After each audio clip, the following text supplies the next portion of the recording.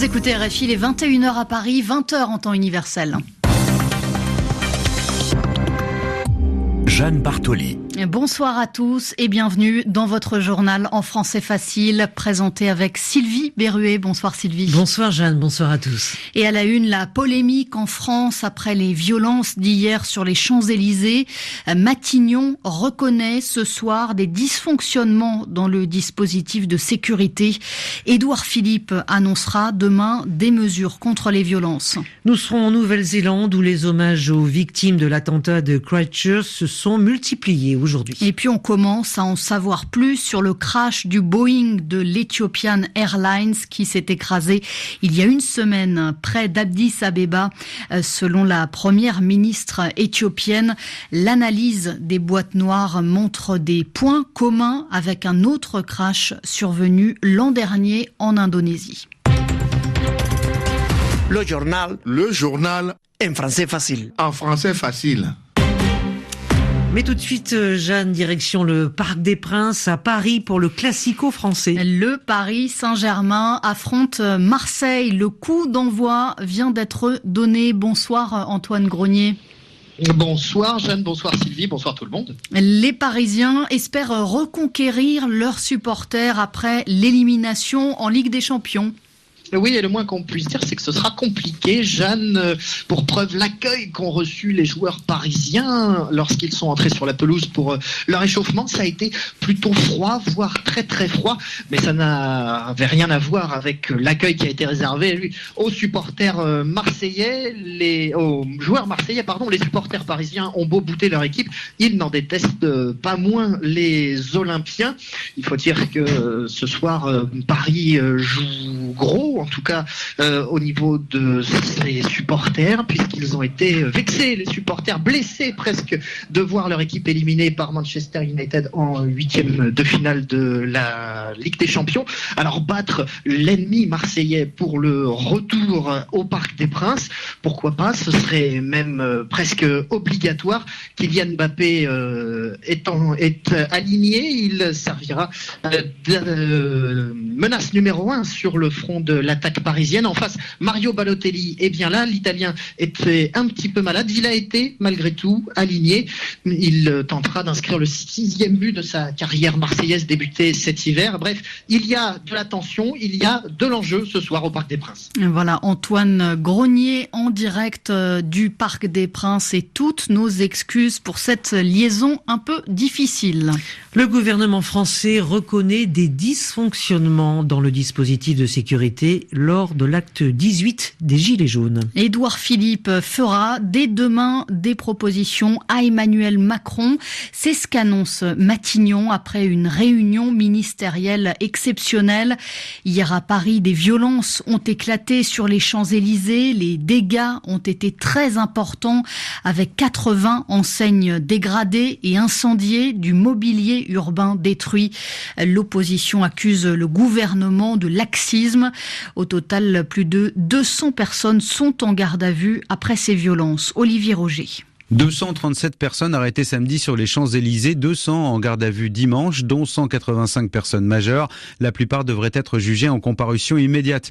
Depuis le début du mouvement des Gilets jaunes, la justice a pris l'habitude d'agir rapidement contre les fauteurs de troubles, ce qui ne veut pas dire qu'elle a forcément la main lourde. Selon un décompte officiel datant de la mi-février, 7400 personnes ont été interpellées depuis le début du mouvement sur l'ensemble du territoire. 1800 condamnations ont été prononcées et près d'un quart des 1350 personnes présentées en comparution immédiate ont été incarcérées. Le ministère de la Justice se veut ferme. Côté politique, il s'agit désormais d'apporter une réponse aux lacunes constatées dans le maintien de l'ordre.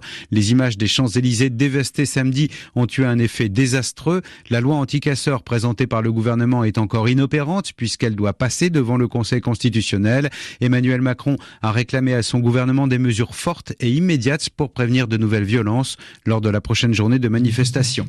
Et sachez que le ministre de l'Intérieur, Christophe Castaner, et le ministre de l'Économie, Bruno Le Maire, ont été convoqués ce mardi au Sénat après donc les violences survenues hier à Paris.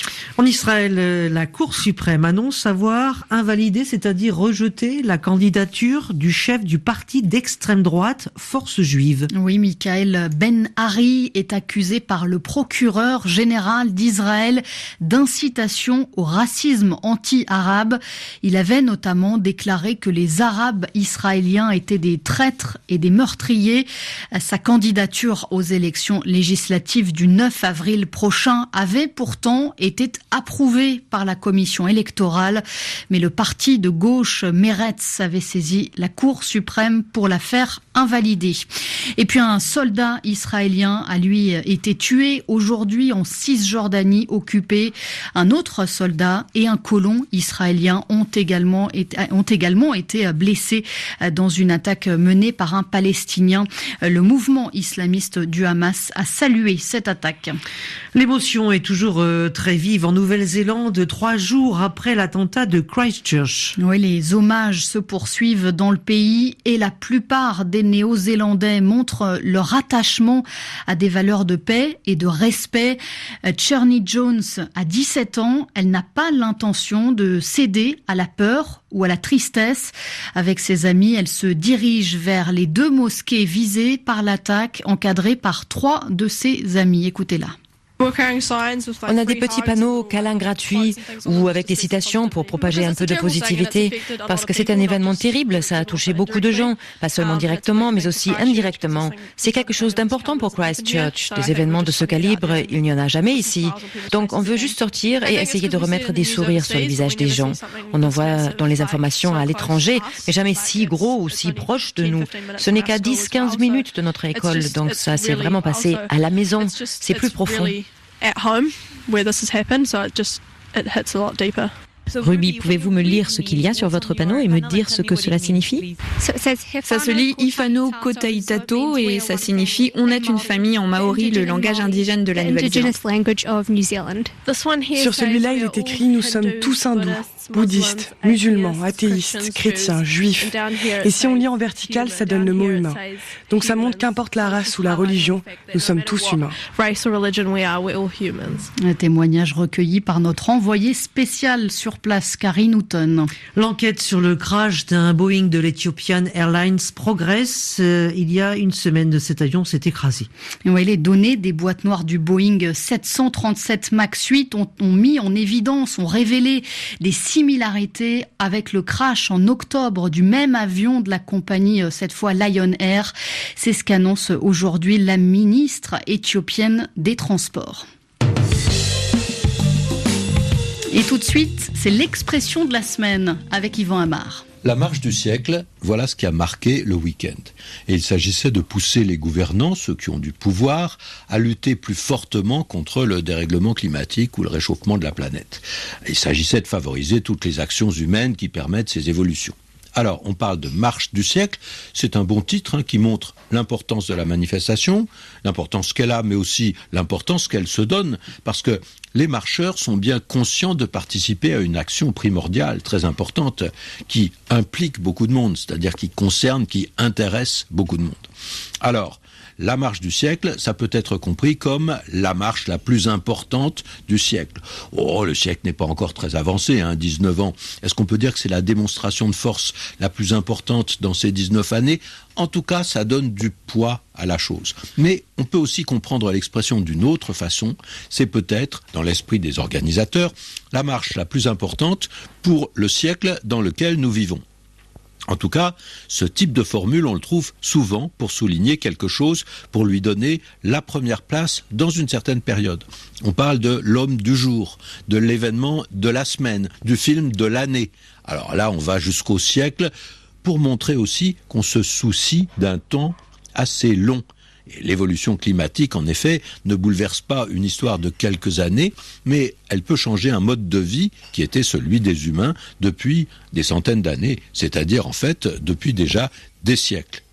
Et on peut enfin rappeler, même si beaucoup étaient trop jeunes pour s'en souvenir, que La Marche du siècle a été le nom d'une célèbre émission de télévision française qui s'interrogeait sur les grands sujets de société. Comment marche le siècle? Ça compte aussi dans le choix de ce nom.